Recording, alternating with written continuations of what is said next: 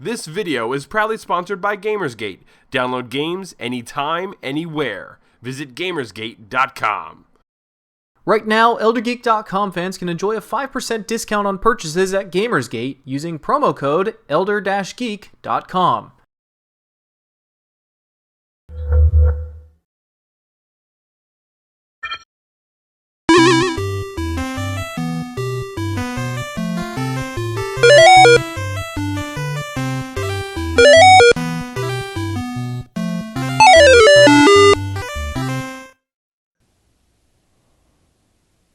Hello everybody, welcome back to Elder Geeks Game Club. This is episode number 38, The Walking Dead. My name is Steve, and with me as always is Phil. Phil, how are you doing this evening? Good, how are you? I'm doing pretty good. Had a little too much to drink at the office Christmas party earlier, but Wow. I've had some coffee and water, and I'm going to try not to slur too much. Randy is also with us this evening. Randy, how are you doing? Doing all right. Just got up from my nap. I'm rocking some coffee. It's 9:30 at night. Normal men sleep at this time of the night, right? Wow. Got up from your nap. Yeah, it's the way you got to do it. How else is wouldn't the even site be going to do everything that it does? Ugh, that's crazy. You're Love like it. Tyler Durden. You sleep like an hour a night, and It's kind of funny. I really do that. I sleep for a really short amount of time, like throughout the day. Then he goes and does terrorist acts with Meatloaf. His name is Robert Paulson. So anyway, for those of you joining us maybe for the first time, what we do here on the Game Club is we'll pick a game, we play it for a couple of weeks, and kind of collect all our thoughts on it, and then we get together and do this show where we kind of just have an informal discussion about the game, things we like, things we didn't like, and then we put it out there for the masses to enjoy, hopefully. And this time around we played The Walking Dead. So before we get too far into the show, I just want to, right from the get-go, we're talking about The Walking Dead, the Telltale game, the recent one, and we are going to be spoiling things very heavily. So if you have not played the game and you're planning on playing it soon and you don't want anything spoiled, I would recommend you turn this podcast off and then maybe come back to it after you've had a chance to play The Walking Dead. We certainly don't want anything to get ruined for anyone. That said, we will also probably be doing a bit of cross-talk about the Walking Dead television show and the comic book as well, because this kind of has things that hook into both a little bit. So, again, if you haven't seen the show up until the end of the last season, and if you're not kind of current on the comic books, we'll try not to spoil that stuff too bad, but Just be warned. fair warning, we're going to be talking all things Walking Dead really on this episode, and I would hate to have anybody have something spoiled and be upset about it. So Yeah, there are going to be spoiler snowballs being thrown all over the place in this one. I'm sure of it. yeah, because all three of us have played the game, all three of us are up to date on the show, and I think I'm the only one who's read the comics, but I know you guys have kind of dipped into Wikipedia and stuff a bit, and Yeah. kind of know some of the major plot points that happen in the comic book. It's the poor man's comic book. Yes. Wikipedia. No pictures, but you get the plot line and everything. all in 3 or 4 paragraphs. It's Right. so neatly arranged. Okay, I'm going to give you guys a little background on the game. It's recent, so obviously there's not a ton of history. However, The Walking Dead is a point-and-click adventure game, and it was developed by Telltale Games. And it was released as a season in 5 episodes over about 6 months. I think the first one came out in April, the last one came out in November of this past year. So, yeah, about 6 months. And it was released on the 360, the PlayStation 3, PC, Mac, and also on iOS, which I have not tried that version. I'd be interested to see how that is. But Telltale was founded in 2004 by a bunch of ex-LucasArts employees, and they are commonly known for adventure games like Wallace and Gromit, Sam & Max, Back to the Future, Jurassic Park, and they've also done a bunch of like CSI and Law and Order games. So a lot of licensed IPs, and I believe most of their games are similar to The Walking Dead. They're all point-and-click kind of things.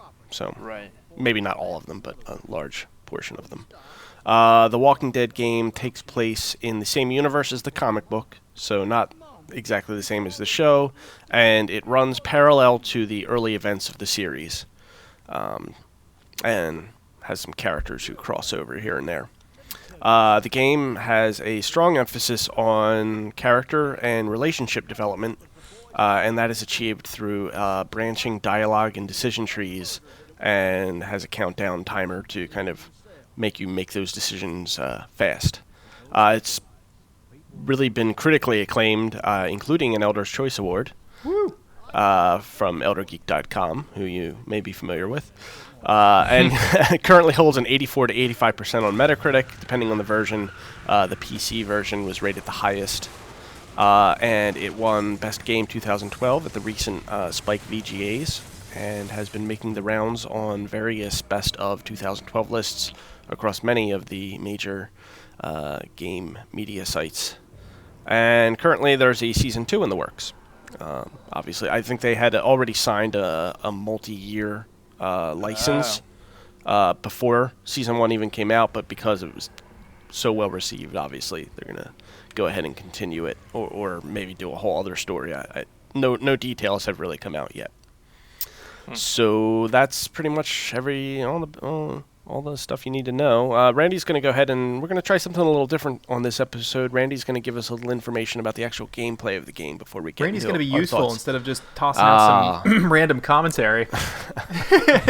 For people who aren't watching the gameplay video of The Walking Dead being played, The Walking Dead plays pretty similarly to most point-and-click adventure games of the past. WASD keys will move you around while the mouse will activate hotspots found in the environment. If you're playing it on a console, it's going to be left analog stick to move around, right analog stick to move the searcher or the reticle around on the screen, and then the hotkey items will still appear on screen, and then your buttons, the A, X, Y, or Z, or whatever console you happen to be playing, those will change based on the situation that appears. So those buttons will correlate to dialogue decisions, whereas on PC you can just either manually click your dialogues or use the 1 through 3 keys. The big difference between The Walking Dead and point-and-click adventure games in the past, there's not as much item searching on screen, and you guys know what I'm talking about? Where there's not as much find the hidden object, find the interactive object. There's not very much adventuring for. Right. There's not as much. It's more like it's as though an adventure game was crossbred with Heavy Rain. So when actions happen on screen, you've got to correlate what you want to do with your character based on QuickTime events that are happening on screen. So it's almost like QuickTime Events, the video game. Now, if you hate QuickTime Events, then you might not like The Walking Dead and the way it plays, but if you're into story-based video games, then this will definitely be something that you should try to get past and get into. So I think that basically, works it out. It's WASD keys and mouse, and you're good to go. Very good. All right, well, let's kind of get into what we thought about the game. Phil, you have been I've remained quiet over there. So why don't you go ahead and give us some of your thoughts on the game first? Get us started. Sure. So I had no interest to play this game. Leading up to me actually playing it. Which is funny because I was the one that picked it this time, and I wanted to force you guys to play it because I knew Steve was gonna love it because he liked the comics and he likes the show, and I wanted specifically your take on it because you like the show, but you really couldn't stand Back to the Future of the video game, and I really wanted to know what you thought of this game. Yeah, so, it's been so long since I played Back to the Future, and to be fair, I did not play through all of Back to the Future, because I couldn't. I thought it was so bad, I just didn't want to waste my time anymore. So, yeah, I don't, and I feel like I've talked about that before on this show at some point. Probably. My not enjoying Back to the Future. It has come up many times. So yeah, I had no interest in this game because I just kind of assumed, well, it was just going to be like that, and the Jurassic Park game looked really bad, and I just thought, well, it's just going to be the same crap, so I don't really give a crap. And then it started getting like this really good word of mouth, and everybody just kept saying how good it was, how it's a great emotional thing. There was a couple of guys on our forums that were saying how good it was. So, and you, Randy, said it was great. So, I finally decided to take that plunge, and when we did Game Club, and I like it. I think it's a good game. That said, do I think it deserves to win the best game of 2012? Spike. Well, first off, who cares about Spike VGAs? But I mean, they do hold some importance, you know. I don't think the importance of it winning Spike VGAs is because it's not the typical first-person shooter / AAA super adventure game. Right, it's weird. So like, I'm glad that game. I'm going off on a side tangent here. I'm glad that game beat the games it was up against, but I don't think it deserved to be Game of the Year. Does that make sense? Yeah, makes sense to me. Like, to me, like, all right, well, let me get into the game and why I don't think it is a Game of the Year thing. So I guess I'll talk my experience with the game. So episode 1, I did not like very much. I found myself getting kind of like frustrated with it. Sometimes I couldn't. There was a lot of like little pixel hunts. I mean, when you're moving your mouse around on the screen, the context stuff will appear, and it's usually pretty obvious. But sometimes it wasn't so clear to me, and I was kind of finding myself walking back and forth between like 2 or 3 rooms, just pixel hunting to find like the next thing to activate the next event, and I was getting frustrated with it. But obviously, I stuck with it. And then things picked up in 2, and then I thought episode 3 was, I think, the best one. And then 4 was really good, and then 5 is basically like an ending. You're essentially, you do nothing. Yeah. So what I found happened that I liked 2 and 3 and 4 was it seemed like as the game went on, it got further and further away from being a video game, and it became more of just, okay, here we're gonna watch stuff, you know. And like we were saying, it's less an adventure game. I think episode 1 has the most feel of a point-and-click adventure game, and then I think it kind of loses that on the other episodes. But I enjoyed the story enough, and I got into it to where I was kind of hooked on the game, and I plowed through it within a couple of days, which is quick for me. And yeah, I mean, I thought it was good. I don't, you know, I should have articulated this a little better before I started recording. I should have wrote it down. You know, this game is it's a story game. You know, it's not breaking any new ground as far as like gameplay mechanics or anything like that. It's just a good ride, you know, but it's not revolutionary, I don't think, and I don't think it's like. It's also a budget game, and I think that shows through as well.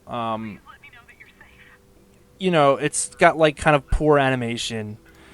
The graphics look good. I think like that. There's like good art, but at the same time, there's kind of just, you know, you can tell that this, you know, is an episodic game and it doesn't have like the AAA budget behind it, which is fine. But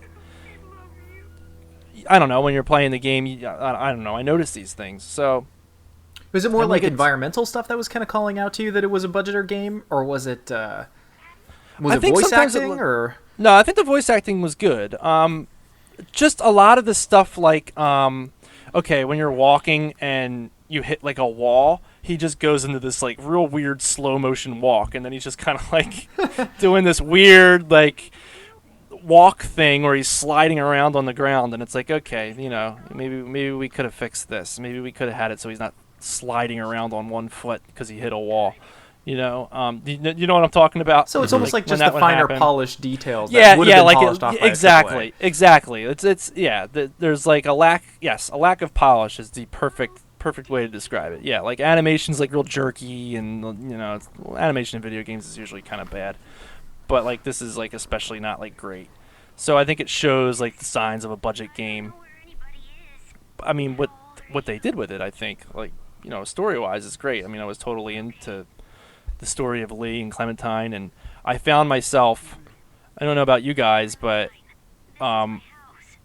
everything I did for Clementine. Mm-hmm. Any kind of like decision I made was always like, okay, what do I think is the best thing for her? Like, one of the first decisions I really liked was in the beginning of episode 2. They give you food that you have to ration out, and you have like 3 pieces of food that you have to give out. And I was like, all right, well, who gets the food? So first, I go right over to Clementine, gave her the food. Then I gave, it's been a while since I played. It's been like 2 weeks. So is Duck the kid's name? Yeah. Ducky, Duck. Or Duck. I gave Duck food, and then at that point, there's the, you pick up the high school kid. Ben, right. And I fed him, because I was like, well, he's a kid. And they hated that. They did not like that I fed Ben. But And I liked that, like, I don't know, I felt like that was the first decision I made in the game where I was like, okay, this kind of matters, like, a little bit. And, and it made me think about who I wanted to feed, even though I'm sure ultimately that scene really means nothing, as far as... It does, though, actually. Does it? Yeah, that kind of thing. A lot of these little decisions that you make add up to the game kind of calculating who stays with you and who decides to turn against you at later points in the game. All right. So... they're going in between here. This is going to be a massive spoiler, but going in between episode 4 and 5, before episode 5 came out, there was like this big statistical rundown, because it gives you a statistical rundown of your decisions based on everybody else who played the game. There was like, it gave you a statistical breakdown of who had which group of people following with you to go and into episode 5. Okay. And, one of these days, I really want to try to go back through and have nobody go with me through episode 5, because it is possible. You can go in episode 5 where it's just you? Yeah. So no Omar, no Christy, no... I'm 99% sure that that's possible, because I really strongly remember that being a thing when I finished up episode 4 when we did it for the live stream. What I wonder what happens in that episode if you're I don't know. See, that's why I really want to see. Like, I'm almost dead positive that happened, but now you can't see that anymore because when they released episode 5, that screen was kind of disabled, and it just kind of goes through your basic decisions for episode 4 and goes right into episode 5. But ultimately, it always ends the same. It's always going to end with, here's the ending spoiler, it's always going to end with Lee dying and Clem just kind of, you don't really know what happens with her. She just kind of gets away. She goes off on her own, yeah. Right. And then she sees 2 people that could be zombies or could be people. Yeah. Yeah. Right. Which is, left up for interpretation. Yeah. Whatever.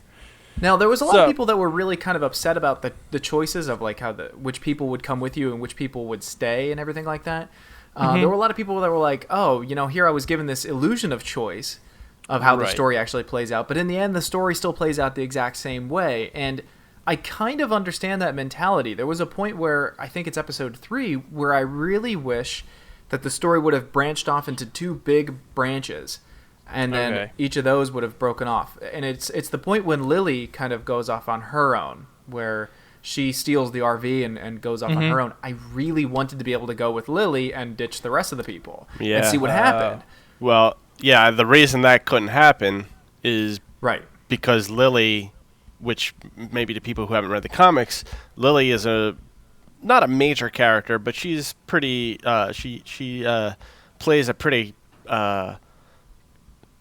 pivotal role, I'll say, in the comic books, as she turns up in Woodbury, and she's like one of the governor's like top people, I guess would be the way to put it. On the television show, I feel like Andrea and Merle are kind of like a mixture. They're like, yeah. The 2 of them are Lily's character pulled apart into 2 separate people, because Lily, as far as I know, hasn't been on the show, unless she was supposed to be that chick with the bow and arrow who really sucked, but I don't think so. I don't think her name was Lily, but yeah, so that's why at that point in the game, Lily had to go, no matter what, Lily was going to go off on her own and you couldn't go with her because so for me personally, as soon as I saw her in the game, I'm like, holy shit, there's Lily, Yeah. So I always knew at some point she was going to leave the group on her own or without me and go do her thing. But then you guys, regardless of if it was with Lily or not, I wish that there was a point where the story actually branched. I think that would have been really kind of interesting. Not saying that The Walking Dead in its current state isn't an interesting game, because it really is. But I wish that there was a story branch at one point. And maybe they'll do that with this season 2. Who knows? Yeah, because there was a criticism, and they seemed receptive to that stuff. So maybe, yeah. And a story branch in the fact that you're going to get like a completely different ending than maybe somebody else is going to get. Yeah, a completely different ending. Maybe even go into a completely different location with a completely different storyline. Mm-hmm. So it would be a little bit of a coding undertaking, but other games have done it. Like The Witcher 2 did it brilliantly. Right. But you figure with like going back to what Phil said in the beginning about budget and everything, maybe this was more of they were putting this out there and maybe they didn't know it was going to blow up like it did and be as critically acclaimed, and they were just kind of seeing what they could do, and they were like, well, we'd have to record all this extra dialogue, we'd have to do all this extra animating and programming and writing, and maybe that just wasn't feasible for the amount. And they already have so much of that to begin with, just based on the decisions you make. Mm-hmm. Yeah. I think The Walking Dead, the video game, was a perfect storm of luck, skill, and timing, or hype or something like that, because this game really could have gone off into obscurity, and people would have thought, man, it's just another adventure title, or, oh, it's just another, video game based on a television story, or television show. Well, actually, I think right there is the key. I mean, like you said, the timing. Of course, the timing is perfect. The television show is probably like in its height and its prime, and the TV show is big enough to where I think there's a lot of people that probably have gone and read the comics just because of the TV show, and it's on everybody's mind, and they release this game. And I think the show is so big that a lot of people who generally wouldn't watch zombie films or zombie genre anything watch the show, and then therefore would be interested in this video game. The other reason why I kind of say luck is because this game came out about a year or so after most of the major developers just said no more licensed products for us anymore, because one, they cost too much to buy the license to run the game, but two, critically, they're just getting slammed and not making up in sales anymore. Right. So, yeah. Yeah, I mean, aside from this, the only other licensed thing I can think of, I mean, the Lego games do well, but like the Batman games are the only other Those ones are solid really games that have had like any success with licenses in recent years anyway. You see a movie game come out, like the Captain America game comes out, or Thor, or the something. Expendables 2. Yeah, and you're like, oh, look, another piece of shit. Like, I'm not even gonna spend my money on that. Right. It's like, here, I'll just take $60 and rip it up instead. But yeah, I mean, this game, I held off on it. I bought it, I think back during the summer Steam sale. I bought it, it was like $12, and you were basically getting the whole game, and then when the new episodes came out, you would get that as well. And I didn't play it. It just kind of sat in my Steam library because, you don't buy the games that you buy. You don't play the games that you buy during a Steam sale. You just buy them. They're part of your collection. That's the rule. You buy them. I'm sure, by the way, the Steam sale is probably tomorrow, huh? It's going on. It's going on right now as we record this. Oh, it started now? Yep. Oh, man, I am out of the loop today. Yeah, so so I had this game sitting in my library for a while, and people were kind of egging me about it and asking, why I hadn't played it yet. And I don't really have a good answer. I just kind of, I never really got around to it, I guess. So I'm a big fan of the comics. I've been reading the comics for, I don't know how many years now, since when I started reading them, but it's been a while. And I like the show a lot, too. And so you would think it would just be natural. But the thing is, for me, and I experienced this the entire time I played the game, and I experienced it when I watched the show, and I really experience it when I read the comic books. I just get kind of depressed, to be honest with you. Like, it just depresses the shit out of me. And it makes me feel edgy. And I know that's kind of like the reaction you're supposed to get when you read stuff that's like intense like this, Right. So I guess in the back of my mind, maybe I was just not really kind of looking for that experience when I sit down to play a game at night. Like, I don't really want to just, I don't want to feel like shit afterwards, and just kind of be like down on humanity in general. It makes your real life seem so much better though when you're done. Well, yeah, I mean, that's true. That's true. But so I kind of held off.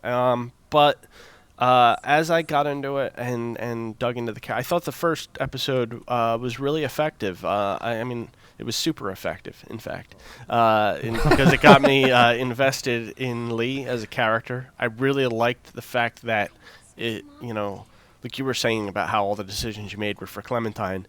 That's how I felt too. I really, I felt like I became him when I played the game. Yeah. And I was just really vested in all these people I was meeting, and I loved those points in the game where, you were doling out the food and stuff like that, because it was kind of like, it was like you were playing a social game with these people, and it was like you were trying to keep everybody happy. That's the way I played Lee. I don't know how you guys played him. I never went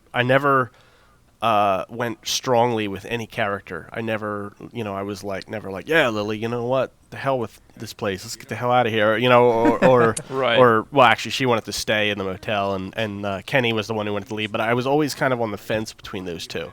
And in that food decision thing, I actually gave the food to the kids, and then I tried to give it to what's her name, the one that you kind of like. The girl, the girl. There was the reporter. I can't. I had Carly. Was her name Carly? Could have been. I had Doug alive at that point. Okay, yeah, I let Doug go because I was obviously the cute girl. I was like, I'm gonna save her. She was so dumb. I let her when I had the chance. I was like, hopefully. Seriously, she's so dumb. She doesn't know how to put in batteries into the back of her radio. She no idea how to put batteries She needed Lee to help her out, so that's why I kept her alive. And then, so I tried to give the food to her. And she actually not only refused the food, but gave me another bar. So I had 4 bars. So then I went over and I gave one to the dad, the dad who hated me. And I gave one to the guy, Mark, who was doing he was trying to do some physical stuff and he was like getting weak. So I gave him some food also. Yeah, I liked him. I really liked Mark, by the way. Yeah, he wasn't around very long, but but I liked him. Yeah, Mark. He got a raw deal. Yeah, he was the one that... they start eating them. Yeah. Right? Mark, there was no help. Oh my God, Mark. Yeah, he gets screwed. So yeah, anyway, I got kind of off into some of the minutia there, but yeah, what I was saying is I really enjoyed those decisions. I really enjoyed that social kind of way of playing the game where you're balancing these relationships, and I felt like that was really what stood out the most to me. And then when characters start dying, I felt bad about it, and it was. And that kind of goes back to what I was saying about getting depressed and shit, because it was actually, there was a couple times at the end of the night, I'd play for an hour or so, and I couldn't marathon through these games because it was just making me miserable at points. And I mean that in the best way, like miserable in that I feel like the writing and the characters and everything was so well done that it was actually affecting me. And I don't have that experience very often, and especially at the ending of the game. I mean, the ending when the game ended, I mean, I didn't like break down or anything, but I was definitely. I cried. Did you? Wow. Yeah, I did. At the end of that game, I cried. Yeah. It takes a lot. It takes a lot to get me there, but I was definitely affected by it, and I found myself thinking about it for days and days afterwards. And there hasn't been a lot of. There's not a lot of fiction that affects me like that. Off the top of my head, I can think like the ending of Lost, the ending of the show 6 Feet Under. Really, I still every now and then the ending of that show will pop into my head, which I'm not going to spoil. Don't worry, and it'll make me just feel like upset again when I think about it. Years later after having seen it. So I kind of rank this up there with those experiences, and I think that's the best compliment I can give it, is that just like the overall story affected me so much that it's on a short list. Wow, man. Yeah, I'm not afraid to admit it. I cried at the end of it. Nothing wrong with that. I don't know. Maybe because of that emotional outburst, I didn't think about it as much as you did afterwards. I was like, that's a sad freaking game. Randy was just like, oh, just cried, completely breaks down. But it wasn't a perfect game by any. I don't mean to. I know I just gave it some pretty high praise there, but yeah, I mean, it had its issues. There were definitely some moments in the game where I was kind of like you kind of saw through the wall a little bit. Like one thing that sticks out in my head is the part early in. I guess is this still the first episode when you're in the with Lee's brother. Is the zombie outside? Yes. And you gotta go. Okay, there's a part where you're trying to get in the room.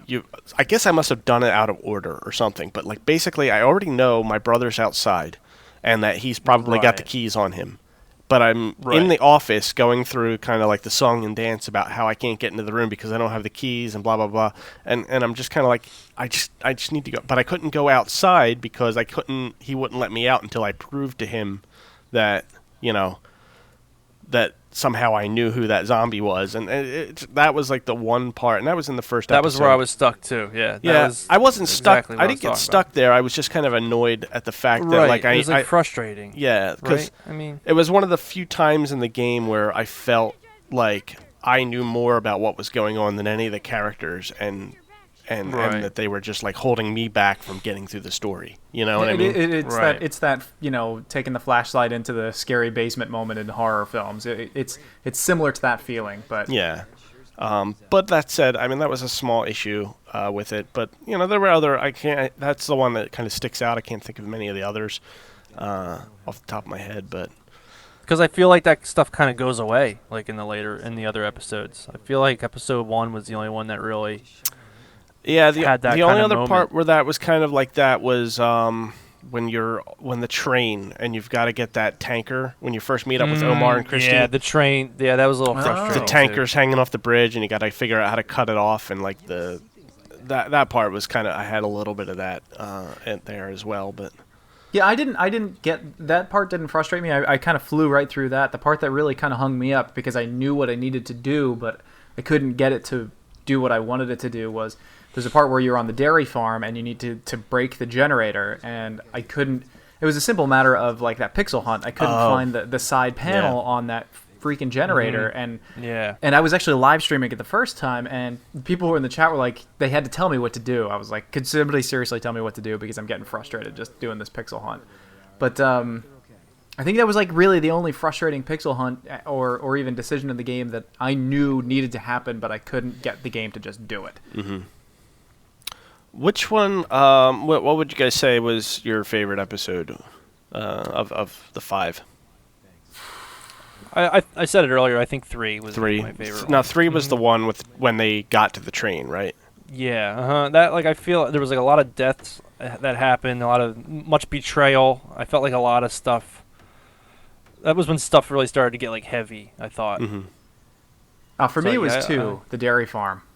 Okay. That was good. I mean, I was totally into that. Like, I loved the whole reveal that these people were cannibals and stuff. Yeah. I loved that. I thought that was really cool. Yeah, I don't mean to make the cannibal thing has happened in the comics, so I kind of saw the warning signs like really early on in that one, and I was kind of like, they're eating people, and I don't. That's not me like, oh, look how smart I am. It's just that I have the benefit of having read the comics, and I know that there's been some cannibal story stuff. I was trying to give them the benefit of the doubt because when I was streaming it the first time, I opened up those doors and everybody was like, "Oh, look at that!" And I was like, "Come on, they're running a farm, and there's pictures on the wall of like how to gut a cow. I mean, what do you? Farming is not a clean, source of employment. So, yeah." I think. So I think mine was maybe 4 actually. I really enjoyed 4. I really enjoyed when you're in Savannah and with Molly, and the whole part when you're locked in the school. And that was cool. I really enjoyed that whole sequence of events from there on out. And you got to go get the battery, and they're getting the gasoline and the medicine and everything. And the only part about that I didn't like was the part when Ben takes the axe out of the door, and I'm like, really? Come on. I know. I mean, because you know what? I know. Because 5 minutes earlier there was like 200 zombies out like banging on that door. And then he's just like, I just found it. Yeah, so like when he went to take the axe out of the door, there's no way he wouldn't have seen all the zombies banging on the door. But then they're all just gone for like a second, and then they come crashing. It's like they were waiting. Right, like they all went to go do something else for a couple minutes, and then they came back and smashed through the door because the axe was gone. That was the only part where I really felt it was like kind of contrived, and I was just like, oh, and like Ben, whatever, was an idiot, but still, I mean, I'll only accept so much of being an idiot. I still saved his ass though when he was going to fall down the bell tower. I saved him too. Did you? First time I let him fall. I saved. You did? Yeah. Yo, yeah. Oh, I was trying to play. I was playing good guy Lee. Yeah. He's still just a kid, man. Had to save him. Yeah. I let him fall because I mean it was like one betrayal after another, or one stupid decision after the other, and literally the first time I played through it as I want to call it more of a survivalist kind of mode, where I was like. Duck's family's got to go. They are just holding us back. Wow, you wanted to. I liked Kenny. He was like my bro. See, we were that bros till the end. When Duck finally gets sick and he finally does die, I felt terrible about it. Like just rotten about it. Yeah. Mm-hmm. And my second time that I played through it, I was like pro Kenny, or I was trying to be pro pretty much everybody. But like all the things that I didn't do with Duck the first time around, I did the second time around. I'm like, you're a cool little kid, Duck. And I know a lot of people hate Duck, but if you do play through and you are Duck's friend, he turns out to be a pretty fun little character, Yeah. Yeah, I didn't mind him, but maybe that was because I was nice to him the whole time. I think that's probably it, and I think the reason why I liked him the whole more the second time around is because here's this little kid who's still acting like a little kid amongst everybody who is panicked about zombies and starving and dying, and here's somebody who is, because I don't want to say because it doesn't know any better, but because he's so innocent that he's still hanging on to life, and it was kind of fun to be around him. Yeah, I think a lot of times, and sorry, I'm going to sound like a jerk saying this, but I think with a lot of times, just anytime there's a kid in anything, people hate that. They're like, fucking kid. Kid's a horrible actor. The kid was the worst part of the movie. He can't act. That kid can't act. Yeah. He's horrible. He's acting like he's acting like such a kid. A lot of times it is. Well, it's true when you're watching episode 1 of Star Wars. I'll give you that, or a couple other, but for the most part, it's just kids acting like kids. Are you an angel? Yeah.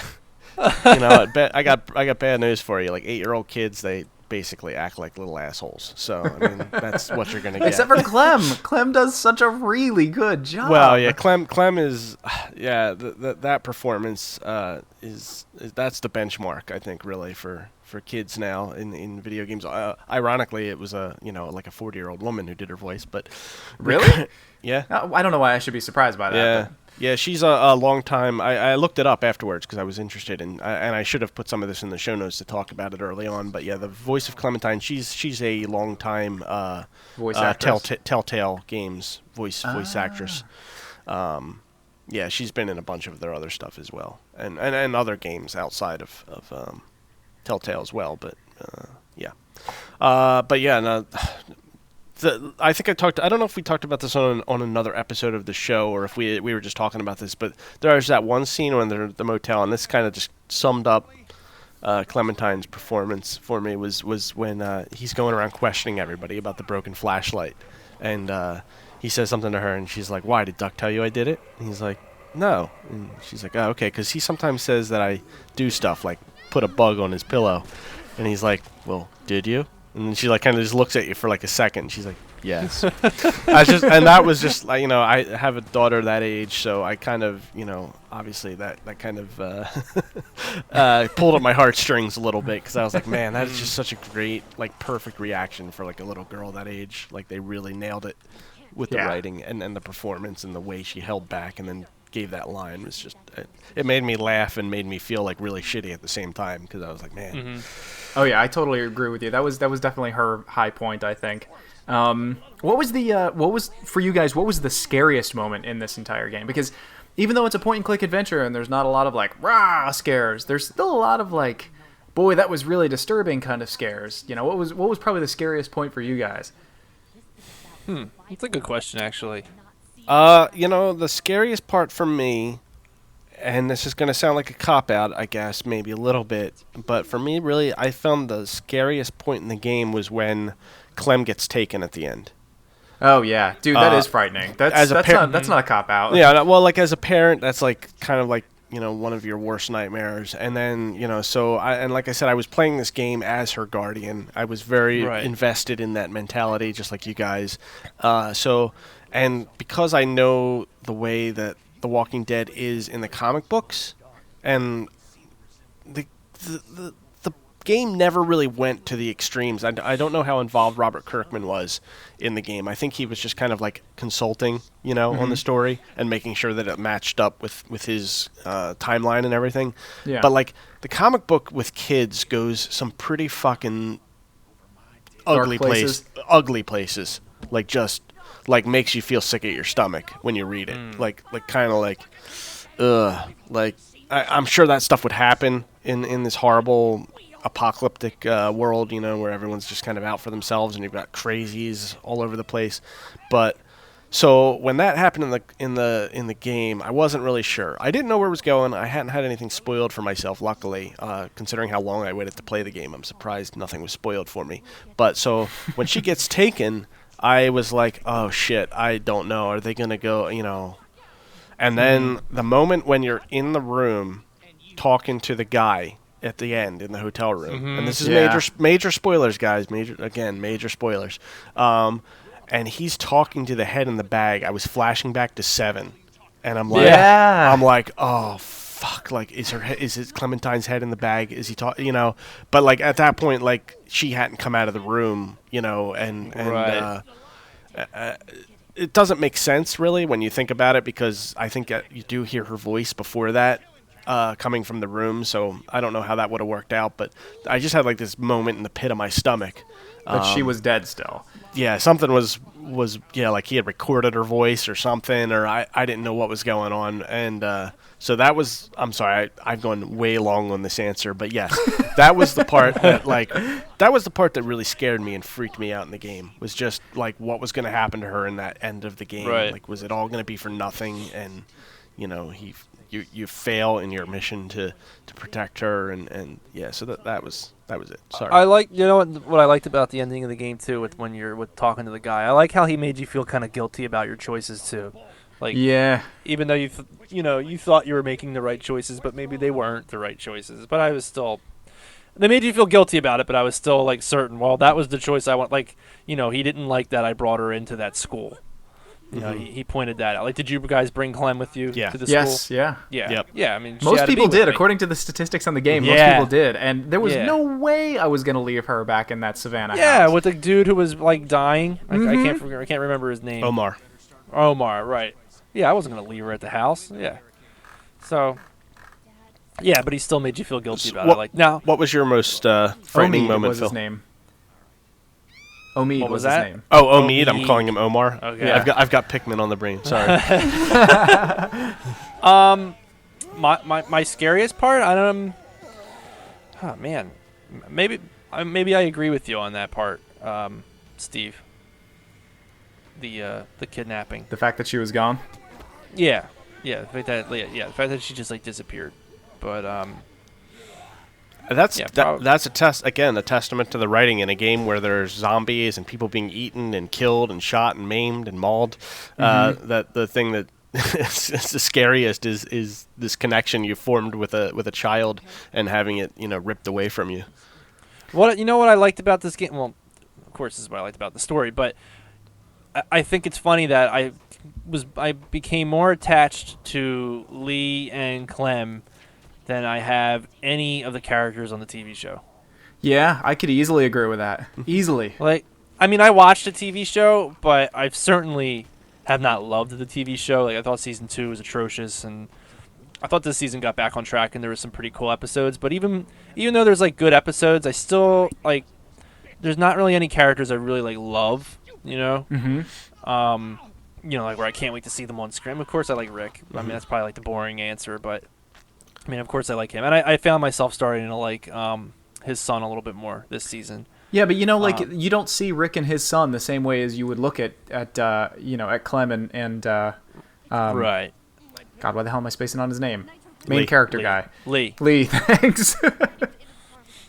Right, and I found that I liked these characters more. Like, I liked Lee more. I was like, man, why am I not watching Lee every week on TV? Like, you know. Yeah, but if Yeah. you were watching Lee on TV, it'd probably be not developed as well. That's true. You know, I think it's just a He would be T-Dog. Oh, T-Dog. T-Lion. Poor T-Dog. Oh, that's terrible. I think television shows have a problem with character development, and I it's hard to think of many that get it right or really have an opportunity to get it right. I mean, really, if you think about it with the television show, and obviously this is about the game, I don't want to get too much into the show, but season 2 of The Walking Dead probably had the most character development of all 3 seasons. Right. Yeah. But also, everyone complained that nothing ever happened, and they were just on this farm for 8 episodes in a row or something like that. So I think that's a balance that's difficult when doing a show, in that you have to, spend a lot of time trying to get people invested in these characters, but at the same time you have to keep the action moving and you have to keep people engaged and interested. I think that's a fair point, but I also think that people were probably upset because they developed the wrong characters. Do you know what I mean? Right. They didn't like, develop spent a lot Rick of time or- with like. Right. They spent a lot of time with like Andrea. She's like the worst. Yeah, and You know? what's his name? Rick's buddy, who you knew was gonna die, and you knew was gonna turn into a zombie. It was like, come on, just do this and get it over with. Right. I really don't care about his I liked what they did with Shane in that season. Yeah, Buddy I gotta was one of the say, high points. I think that they made the right call with what they did with Shane on the Yeah. show. Because Yeah. he gets in the comic book, he dies so early. Like they had no time to do anything with him. The comic book, he dies like within I think the first 3 or 4 issues. He's gone, and then Tyrese, the character who was just introduced at the end of this last season, he comes in almost immediately after that, and then he kind of becomes the new Rick best friend guy, and then it goes from there. You know, so he, but he's not like crazy, or he's not like all the stuff that was going on with Shane in the show, where he was constantly conflicted and jealous and just kind of nuts. That wasn't what Tyrese did. I don't mean to say that. I just mean that all that stuff that you got to see play out with Shane over a long period of time was super condensed in the comic book down to like 1 issue, and then he was done. But I mean, hey, I'm not telling you you're wrong for feeling the way you feel. I'm just trying to. I'm not telling you that you're wrong. No. I'm just trying to. But you're wrong. I'm just trying to present a possible reason why they did it the way they did it. That's I all. get you. Right. I get you. But getting back onto the game, my scariest moment was end of episode 2, when you watch the recorded video of the Walmart woman who lives in the woods. Holy I like that freak out moment. Yeah, that was good. Because she not only like at one point got close enough to all of you that she stole Clem's hat, she knew Clem's name. You weren't sure if she had been like talking with Clem or anything like that, and then clearly there was like the whole mental stability issue involved with her. But holy crap, that part freaked me out. That was a good one too, and that reminds me of the part with the walkie-talkie. Also, when they're on the train at the end of episode 3, and all of a sudden the guy starts talking. Oh yeah, Clementine's instantly your asleep. mind goes to the worst possible place. Yeah, when, he's when like, just come find me, no matter what Lee says. And you're like, Right. oh shit. Do you have to cut Clem's hair? Does that have to happen? No, there's a That's lot cool. of decisions that you don't have to do with Clem. Clem's outfit even changes if you get her the sweater out of the back of that car. The car. Yeah. Oh, so I didn't steal from the car. Neither did I. Oh, you didn't? No. I didn't know yeah. it wouldn't. I did, but I didn't know it would let you not do it. Yep. Yeah, Yeah. I Everybody else chose not takes to. supplies but you.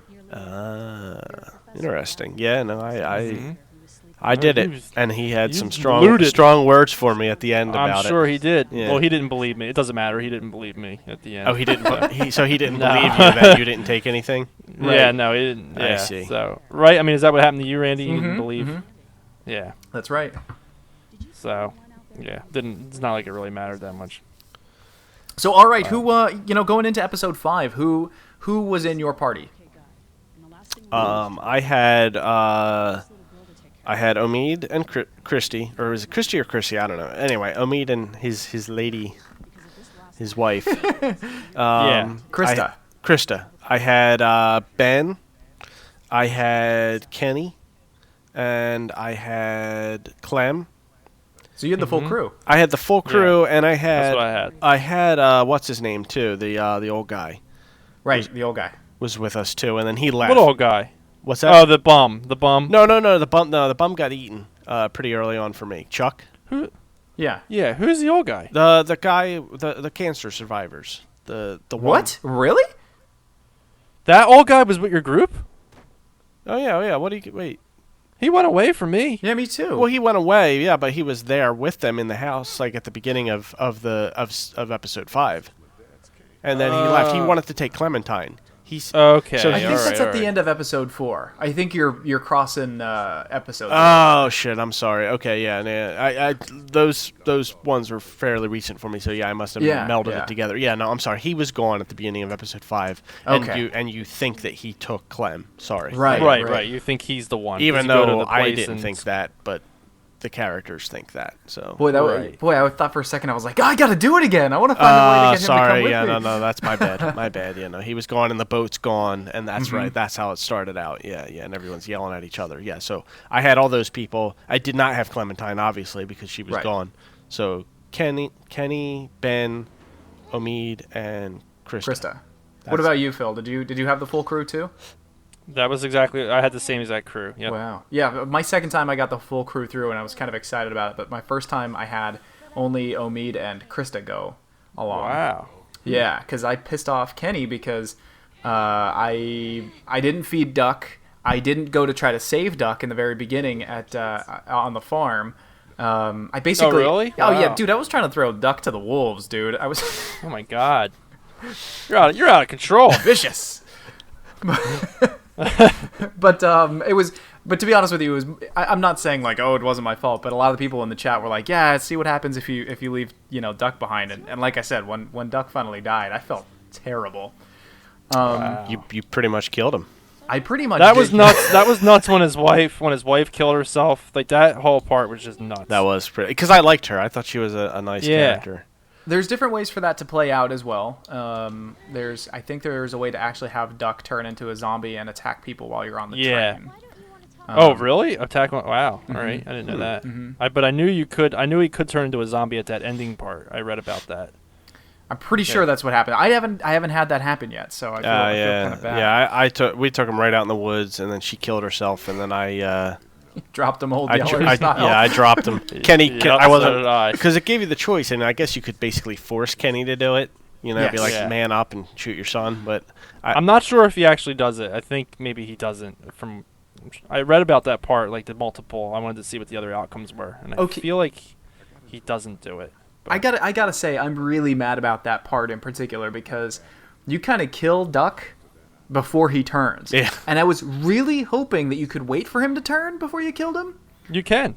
No, you can't. Like, you sit there and No? you're holding the gun, and Duck just keeps sitting there, and he keeps breathing for forever. Oh, I see what you mean. Oh, all right. And I was like, come on, There- kid, turn. Come on, kid, turn. There is a way There is a way where he turns though. Yeah, there is a way he turns, but I think he attacks the people on the train. like if you prolong telling them that it's time to take him out to the woods or whatever. Right, I think it's if you don't show Kenny the bloody napkin from Duck or something like that. Did you guys tell them that you were bitten? Yes. Yeah, I did too. Yeah. Next time around, I want to tell him. I don't want to tell him. That was apparently a pretty popular choice too. Did you let them cut your arm off? Yes. You did. Yeah, I Yeah. thought that had to be done. Oh no, I Well, didn't. You know why? You know why I did it? Because I thought in the TV show, Me too. they cut off Herschel's leg and Herschel was fine. So I was like, well, wait a minute, if I get my arm cut off, Yeah, but they Maybe did I- it. They did it to Herschel like Immediately. 2 minutes after he Right. got bit. Yeah. Whereas Right. by the time you get down to that morgue or whatever, it had been a while. So I was willing to try it, man. I told them I no. wanted to- I was like, forget that, man. I don't know Yeah, me too. what impact that had for me, how things played out differently, aside from that I had an extra You arm. had two arms. Yeah. Which I gotta say, when I did the video review for it, it pretty much rendered all of my footage useless from episode 5. When I did the video review for the game, I was like, shit, I can't show this because he's missing Oh, a right, because freaking he arm. misses his arm. Right. Massive spoiler. Yeah. And I guess that would have make that whole ending sequence where you're helping Clementine as she's trying to get the old security guard zombies keys and stuff. Yeah. Mhm. yeah I guess was that would be a crazy. little difficult if you only had one arm, and the other one was handcuffed. Yep. Right. I'm trying to think about how it played out with the one arm. You're handcuffed to the radiator, and she does everything. Now, do you do anything if you have the arm? If I had the arm, what did I do? I What got did the you do? bat with my foot, and then I handed it to her. Oh, all right. wow. And then and then the statue thing like fell on the zombie's head. Yep. Yeah. And then that was I'm sure it basically plays out pretty similar. I'm sure. Yeah, I mean, that's the thing is at the end it all was pretty much everyone got the same thing for the most part. But I feel like there was enough, and obviously I can only speak to my own experience. But from what you guys are saying and things that I read after I finished the game, it sounds like there was enough variety where I felt like they gave you more than just like the blue ending, the red ending, and the green ending. You know what I mean? Yeah, right. It's to compare it to another game with a lot of branching decisions. Right. And here's another argument that I often think about when people are like, "Oh, it sucked because all the endings were the same." But do you really play a video game for the ending, or are you playing the video game for the journey that you go through along the way? Right. You know, Yeah, so I that agree. the whole saying of, you know, life's a journey, not a destination kind of thing. I'm playing the game for the gameplay. I almost don't give a crap how it ends. Yeah, I felt that as well. I felt as I was getting in that home stretch there, I almost kind of didn't want it to end. I was just it was kind of, and that kind of ties into that same feeling I had with shows like Lost and 6 Feet Under, where when it was over, Right. I was just kind of like, oh man, you know. And Dude, I was lost without Lost. It And was your Steve, we're one of Sopranos, huh? and Steve, I feel like I never watched The Sopranos. Steve, I feel like we were one of the few that really enjoyed the ending to Lost as well. yeah, I did like the ending of that show. Yeah. That ending I gotta was watch kinda it just shit so upon. I'm on the same par with you guys with Lost. You may hate Dude, it. Just I might. fair at least warning. I'll have No. finished it. I don't think Randy will hate it. I don't think so. Yeah, but well, let's let's get not too spoil into that. Lost. I don't want to go in that direction. Almost every episode, we almost spoil Lost. almost for our spoil viewers. Lost because it's so good. You know, I gotta say about the music of this game. I thought the music was Yeah, the awesome. music's good.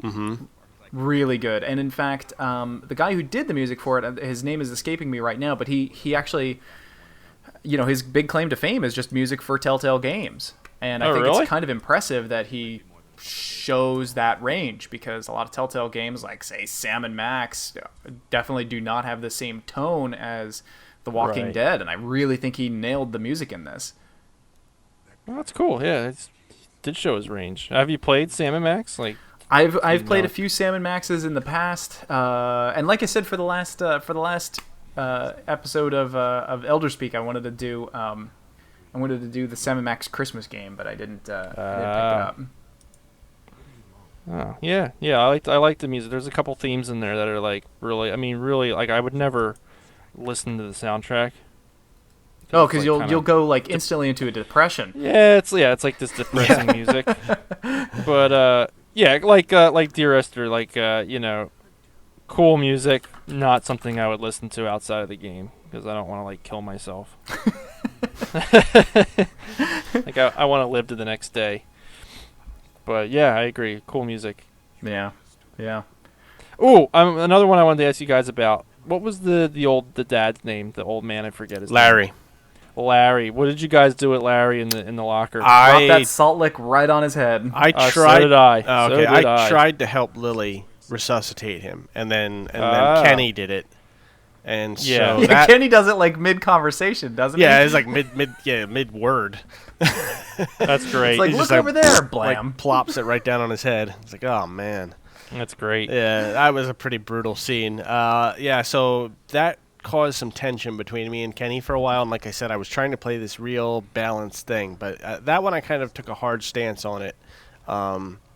And as a result, I don't know for you, like later on, Lily saved my ass during that farm sequence. There was a part where I almost got killed, and she came out with a sniper. She does. Yeah, she does not save you there. Okay, Yeah. she You hit her came left. out with a sniper rifle, and she helped me out. So Okay. that was Did Which you- that was another thing I didn't like actually. There were like 2 points in the game where there's like quick timers you have to lose. I think that Yeah. was one of them, and I hated that. I smashed that Q button for like 10 minutes, and I just thought, I guess I'm just gonna let go, and then it went on. I was like, you know, how are you supposed to know you gotta lose a quick timer? Yeah. Like, Yeah. what the heck? Yeah, Fun fact, by the way, if you smash the Q button and the left mouse button at the same time, it doubles up your button bashing. Interesting. See, I actually, and this may make me a horrible person, but I played it with the Xbox controller.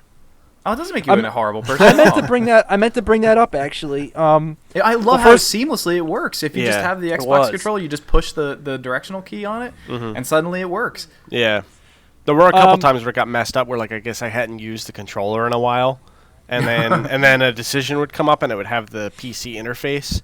And then I'd real quick try to like hit a button and I would end up right. selecting the wrong thing. So I think there was a couple dialogue things where I screwed up and didn't even know what I picked.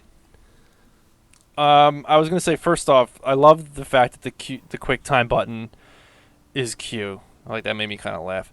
I don't know if that was intentional or not. But I was gonna say I played episode 5 with the Xbox controller because I was playing on PC and I decided to just hook up. I was playing on a laptop and I decided to just hook the laptop up to my TV through HDMI.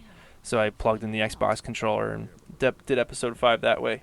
And I thought it worked pretty well considering. I mean, obviously doing keyboard and mouse is the preferred method for a game like this.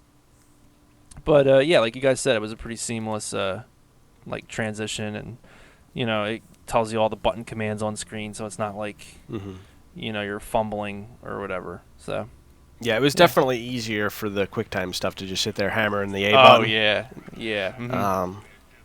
What I didn't like though for the QuickTimes on using the controller is that they I'm pretty certain they mix up the buttons. Yeah, so you would hammer A, and then to like finish, like to push the zombie off you, you'd have to hit. It might flash to X, or it would flash to Y. And then I think there were times even like the same exact event. If you failed it and went back, it wasn't ever the same. It was a twice. different button, right? So and that threw me off.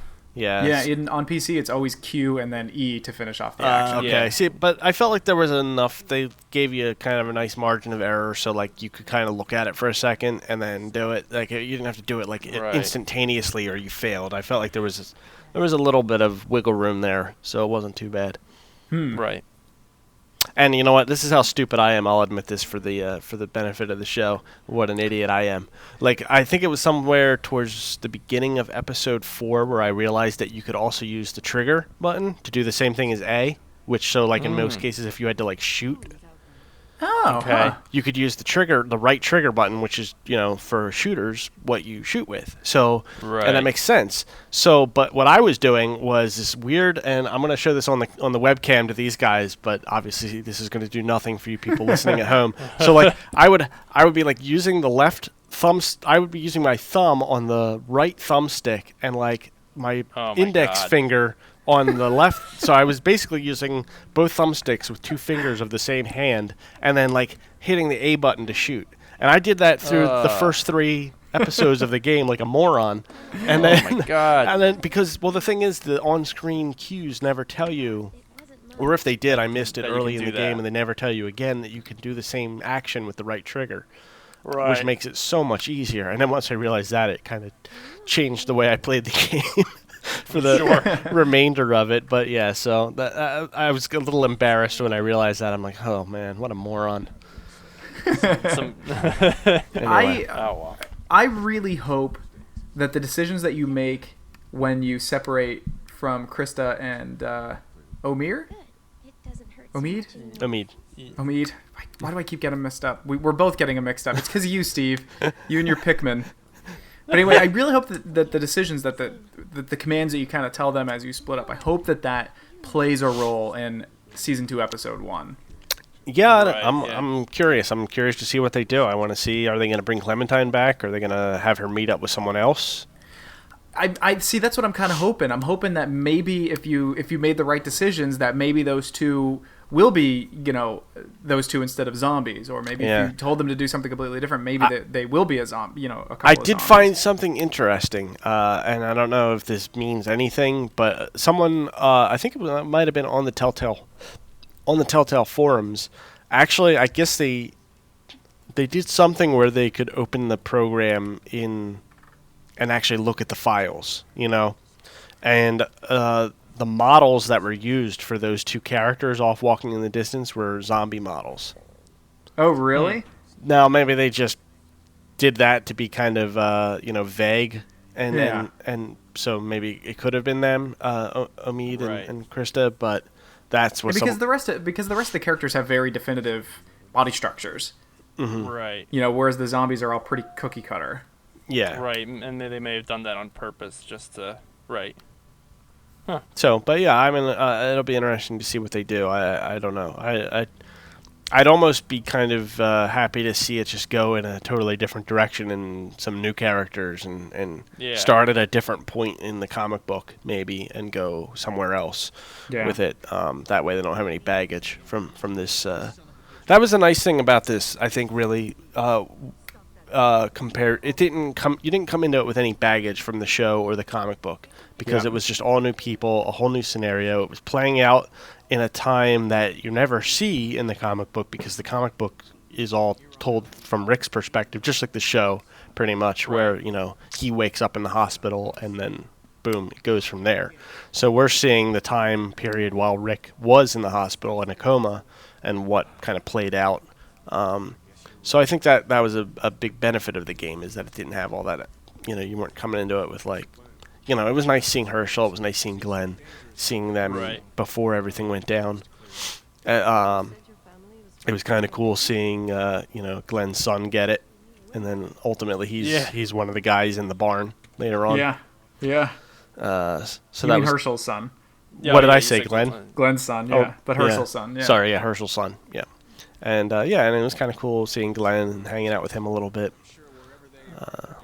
But was the voice actor for Glenn the same? Because he sounded really similar. No, it wasn't. It wasn't. I looked that up. I was interested. No, it was someone completely different. Huh. Another good job. He was another Telltale veteran. No kidding. Yeah, I think most of the people were. Most of the people on the voice cast were all. As I went on their IMDb pages, I saw a lot of Telltale games. Yeah, I liked this game a lot. It definitely, because I almost fell out of love with the show after season 2. And season 3, even though it was picking it back up again, it was kind of like, oh, I don't know. But then playing this game, I was like, oh yeah. I not only do I got to go back and watch the show again, but I need to read the comics and find out as absolutely much as I can about this thing. So I really think that this game is good. I actually think that the game is better than the TV show. I agree. Yeah. Mm-hmm. Yeah. Yeah, and in some ways, I think it's better than the comics, to be honest with you. Really? Wow. Mm-hmm. Yeah, I think high praise from a fan. A fan is yeah, yourself. I mean, it's also a more focused story. I mean, the comic book has been going on with characters coming and going for a pretty long time now, and you don't have the benefit of sitting down and doing a marathon session. Well, I mean, if you start reading it now, you can, because you can read the big hardbound copies or whatever. But I mean, when you're reading it week to week or month to month, you don't have that benefit of kind of just plowing through the story and everything's kind of drawn out. And then the new issue comes out and you're like, okay, what the hell happened last time? Oh yeah, okay, now I'm caught up. So I think that it has a little bit of an advantage in the fact that it could be a more focused story than the comic is at times. Things in the comic, plot lines just kind of fly out the window, and that's just the way it is with comic books. So yeah. Did you guys both marathon through it basically, or did you kind of take your time with it? I think Phil really hammered through it. Yeah, I got through it in 3 days. It took me about maybe a little over a week. So not bad. Almost like a day an episode, or a little longer on some episodes. Yeah, I don't think I ever. I think episode 4 might have been the only one that I sat down and played through in one session. Wow. I think that's one of the longer ones too, I think. Yeah, I think most of them were all done. And episode 5 I did in one session. Yeah. Sorry. But yeah, 1, 2, and 3 were kind of spread out for a couple days each. Just because, like I said, it was kind of bumming me out. and five was pretty short. I mean, it was essentially like an ending, Yeah, just I don't think 5 was much longer than an hour or so. Yeah, it was probably an hour and 20 minutes, I'd say. Which I think they missed a big opportunity because they didn't have 5 out in time for Halloween, and it would have been great for them to have that out on Halloween, but they missed it by a couple of weeks. Oh well. What about here's one. When at the beginning of episode, I think it's 2, might be the beginning of episode 3. I can't recall right now, but I'm pretty sure it's the beginning of episode 2 where you and Kenny are out scrounging for supplies. And you see a woman walk out in the middle of the street, and there's she's crazy, she's totally filthy, and she's just screaming her head off. And there's zombies all around her. Yeah. Did you shoot her and put her out of her misery, or did you let her get nommed on? I let her get eaten. I ended up doing that part twice, and it was because Steam was something was going on with Steam that night when I was playing it, and I didn't get the achievements for the first couple things I did. And I know this is ridiculous, but I wanted the achievements. It was kind of how I was marking my progress, because you basically get an achievement every time you finish a milestone. Like a sub-chapter kind of right, thing. A sub-chapter, right. So the first time I did that part, I shot her. and basically the repercussions of shooting her is that now the zombies know you're there, and you have to get into the pharmacy, and you have a very small amount of time to get supplies and get the hell out of there. So I went back, had to do it again, and the second time I decided, you know what, I'm just going to see how it plays out if I don't shoot her and just let the zombies munch on her, and I'll go. and I was actually, that was a part that kind of disappointed me, because in reality I might have gotten maybe about 45 more seconds in the store than had I just shot her. Right. And then that was it. So that was the only time in the entire game where I replayed something and deviated from what I did the first time, and I was so unimpressed with the result that I never bothered to do it again. Now, maybe there were some decisions that would have really, caused some crazy shit to happen. I don't know. But, yeah, for me, after that, I was just kind of like, I'm just going to stay the course and do what I think I should do. And because I did kind of I regretted that decision a little bit, just because of the way I was playing Lee. I felt like he would have shot her and, risked himself, his own safety, to maybe make someone's death a little more, less horrible. Yeah, no, I get you. That was your Lee. My Lee was the hardcore survivalist and didn't want to waste the round or give away his presence to the zombies. Yeah. Although the one thing was that Kenny did like it better that I just, he was pissed when I shot her. That's actually one thing that I do want to say. Kenny, I feel like Kenny's character could have been a little bit better based on the decisions that you do throughout the game, because there's times where he's unexplainably a dickhead to you, even though you've been like super nice to him. And you're like, hey man, why you calling me out on this one minor decision? He throws you under the bus a couple of times in some arguments, and that kind of bothered me. But I don't know, maybe that makes him more human, that he's randomly a dickhead like that. Right. I'll say this one final thing about this game, and then I guess I'll kind of round out my arguments. I really liked the game, and I think it's funny that you said that it didn't do anything revolutionary, Phil, because I really think it did in some regards. A lot of people looked to Heavy Rain, and they considered it this big revolutionary kind of game, but I think the only thing that Heavy Rain really had over on The Walking Dead was just the graphical fidelity of the game. I think Walking Dead had better gameplay, better story, and the fact that I can replay The Walking Dead says a lot about it. Whereas I played Heavy Rain one time, I don't ever want to play it again because I know who the killer is, Right. So I think in terms of storytelling, I think it does a lot of really good and really original things that hopefully other games are going to kind of take a cue from. So that's it. I think it's a really good game. I think that they can improve on a ton of shit, and I hope they do with Season 2. And the moment that they let pre-orders happen for Season 2, I'm going to throw all my monies at them just so I can play it as soon as it's out. Cool. Well, why don't we... this is a bit of a long episode. Why don't we hit some community feedback? Yes. We received a lot of community feedback on this episode. So much, in fact, that we're going to take turns reading it. And thank you, everybody, for doing all the feedback. I realize that this is a big turnout because it's a game that everybody's played, whereas, like, say, Nitronic Rush, not that many people have either heard of it or played it. So, yeah, no, it's cool to get this much. Phil, why don't you take it away? Sure. This is from Cordus CZ, if I said your name right. Great story-driven adventure. I totally love it, even if it's more like an interactive comic with few gaming elements.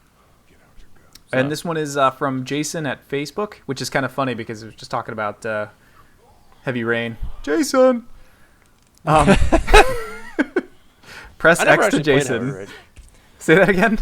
I never actually played Heavy Rain, but I've heard so much of the Jason. Oh, yeah, there's a point where Jason's lost in the mall and you're trying to find him, and it just keeps popping up on screen for X to call out Jason, and he uses the same intonation over and over again. Jason! Jason! Pretty good. Anyway, Jason writes, sorry, bud, I don't want to be making fun of your name. This game is great. The decisions you make actually matter as the story progresses. Some decisions are hard to make. Some help the situation. Some don't. Even if you're not a fan or if you are a fan, it doesn't matter. It's fun to pick up and try. This one was left by Wrestling Theme Remix on YouTube. He said, The Walking Dead is amazing, and I don't normally like adventure games, but I love the shit out of that game. And also the ending. Single tear. Love the shit out of that game. This is from Gooker from Facebook.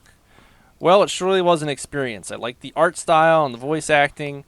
The only thing that bothered me was the weird places you had to click. To unlock the handcuffs, you had to click on the chain and not the actual lock. Was somewhat confusing at times. Aside from that, though, it's an interesting game. The timer you had during the dialogue added to the tension, and the writing was already great to begin with. I'd say Telltale did a good job with this one. Oh, yeah. I could agree with that. This is from Scott on Facebook. He writes, Holy shit, son, game was good. Wow. That's actually how he wrote it out, too. Yep. And Lau, also on Facebook, said, It is definitely one of the games of 2012 that I enjoyed immensely. Great writing with some very memorable characters, while the game does a pretty good job in making the player feel like they do have an impact on the story, even though it isn't exactly true. Oh, not to forget about the amazing voice acting in the game, especially Clementine's voice acting. I highly recommend this game to anyone, even if they are not a gamer. Mm-hmm. Antonis said, Game of the Year. I enjoyed the game so much, and the fact that they released an episode every 1 to 2 months makes it even better. Voice acting and generally all the characters are well made, but the duo, Lee and Clementine, is so good. I would like to say that when this generation began, there was so much talk about episodic gaming. I feel like Telltale is the only company that really... They did it right. Did it right, and multiple times at that. And the episodes were worthwhile to play, you know? Right. Whereas it wasn't like just some crappy downloadable content, that was just pretty much pass-overable. Anyway, Earl from Facebook writes, a game where you really care, empathize, and sympathize with most, if not all the characters, especially Lee and Clem. The story is heartbreakingly good, and the atmosphere is really well done and will suck you right in. The choices given in the game will test your humanity and critical thinking when placed in the same situation as Lee. You know, actually, as we're reading these comments, I'm kind of wondering how they're going to top this Lee and Clem relationship in Season 2. Yeah, I don't know. It's a tall order. Yeah. Pierre wrote to us on Facebook and said, awesome game, great characters, interesting graphics, dynamic feelings, and awesome stories. And Liam, the story and characters were great. The fact that Clem could actually make you feel guilty for being an ass amazed me at first. I didn't realize how much I had come to care about some of the characters. The actual gameplay mechanics were kind of wonky at times, and I failed some of the shooting sequences. Yeah, like I agree. Like there was a couple of sequences I lost too, like the beginning of episode 2 where the zombies getting you in the back of the truck. Me too. I died on that maybe like 7 times. Me too. It took a long time for me to figure out what the game wanted me to do in that because you like had to rock back and forth, and like that was not like a command you ever had to do at that point, and you didn't have like any like time to. That part made me mad too. So. Ooh, did you chop off that guy's leg? Hell yeah. That leg came right off. The one stuck in the bear trap out in the woods. Oh yeah, I didn't even think twice about that. Yep, came right off. Yeah, because that's the guy who attacks you in the truck, right? He might as well have never had a leg to begin with. That's how fast it came off. Awesome.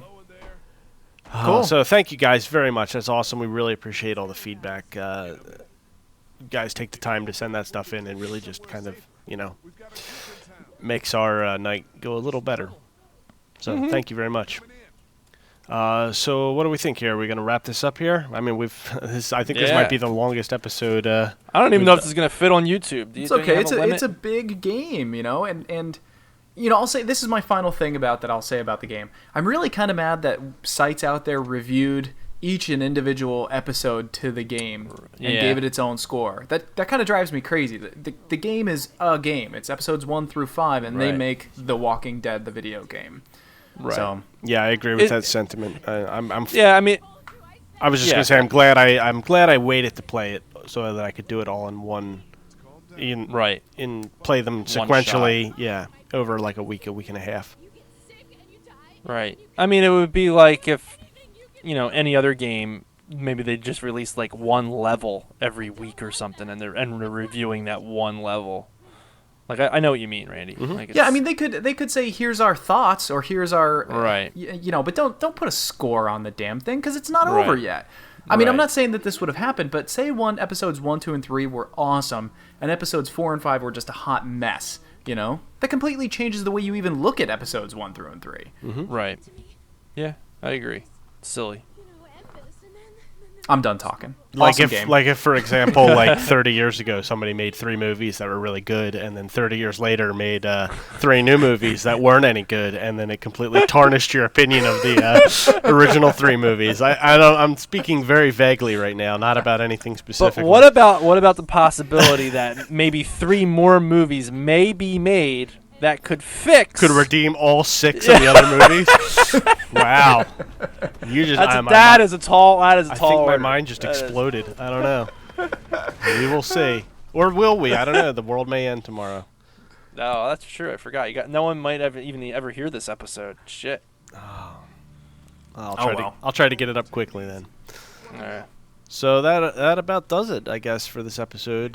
This is our final episode of 2012, which is kind of cool. And it's been quite a year, I have to say, for the show. Just on a quick aside, I mean, I feel like the show has grown a lot. We've kind of hit our stride as far as the way we do things. I won't get into specifics of numbers, but our subscriber base has increased quite a bit over the last year, and it's really feels nice to put the show out there and have people actually listening to it. And we really appreciate you guys every couple of weeks checking us out and listening to the show and leaving us feedback, and it really makes it feel worthwhile for us. And I promised myself I wasn't going to cry, but But you're thinking of Clem? I'm thinking of Clementine again. So thank you guys very much, and wherever you are, we hope you have a happy holiday season, and we'll be coming back in January. We're going to do kind of a year in review kind of thing for the show, where we're going to talk about the games we played last year and just kind of do a little bit of a summary thing, and then we'll be back on schedule doing actual games again. That's the plan anyway for right now. But yeah, so be sure to check out ElderGeek.com. Head over to the Twitch TV page. Hit us up on Facebook, Twitter, Google+. We're even on there now. If you like the show, make sure you subscribe on the YouTube channel. And if you wouldn't mind, if you want to have a downloadable audio version of the show that also usually contains some music and stuff, head over to iTunes, Zune, or Xbox Music, whatever it's called now, or Stitcher Radio. We're on all 3 of those places. And yeah, what do you guys have anything to add before we Recommend us to your friends. Yes. Yeah. Make suggestions for games that we should play in future shows. We're all down. We're down with that. Yeah, absolutely. I mean, we're always open to suggestions. So yeah, please let us know. Phil, would you like to leave us? Phil with fell anything? asleep. Good. I hope everybody has a great holiday, and hey, we'll the 3 of us will be at MagFest together on I believe that's Saturday. So if anybody wanted to come say hello to the Game Club crew, more than welcome. Yep, January 4 through... Is that right? Yeah, January 4 through 3? How the hell does that work, calendar? January 4 through 6 is when we're going to be in DC at MagFest. Yep. So come by and say hello. Yeah. Yes, absolutely.